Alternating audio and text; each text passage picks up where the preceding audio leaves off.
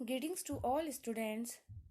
आज हम पढ़ेंगे पुस्तक हिंदी व्याकरण का पाठ 1 भाषा और लिपि। इस पाठ में भाषा और लिपि के बारे में बताया गया है कि भाषा क्या होती है और लिपि किसे कहते हैं।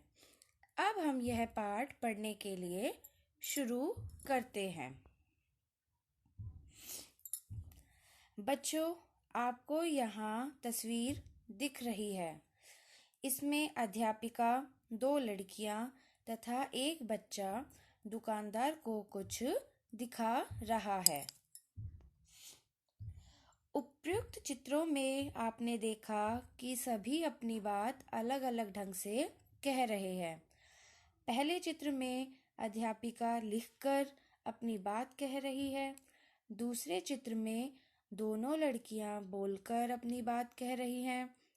वहीं तीसरे चित्र में लड़का संकेत करके अपनी बात कह रहा है।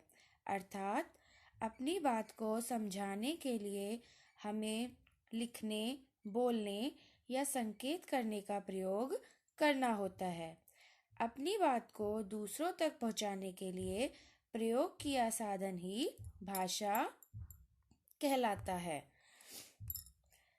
जैसे हम सभी एक दूसरे से आपस में बात करके एक दूसरे को अपनी बातें, विचार समझाते हैं, वह भाषा कहलाती है।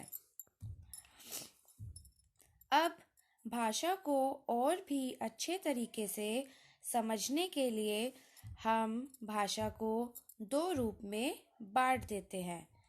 भाषा के 2 रूप हैं। नंबर 1 मौखिक भाषा, नंबर 2 लिखित भाषा। नंबर 1 मौखिक भाषा किसे कहते हैं? जब हम बोलकर अपने विचार दूसरों तक पहुंचाते हैं तथा दूसरों के विचारों को सुनते हैं, उसे मौखिक भाषा या कथित भाषा कहते हैं। नंबर 2 लिखित भाषा। जब हम अपने विचार लिखकर दूसरों तक पहुंचाते हैं तथा दूसरों के लिखित विचारों को पढ़कर जानते हैं, उसे लिखित भाषा कहते हैं। अब हम पढ़ेंगे लिपि किसे कहते हैं। भाषा को लिखने का ढंग या तरीका लिपि कहलाता है। संसार की विभिन्न भाषाओं को लिखने हेतु विभिन्न लिपियों की रचना हुई है। उन लिपियों को अलग अलग नाम दिए गए हैं। संसार में जितनी भी भाषाएं हैं, उन्हें लिखने के लिए अलग अलग लिपियों का प्रयोग किया जाता है।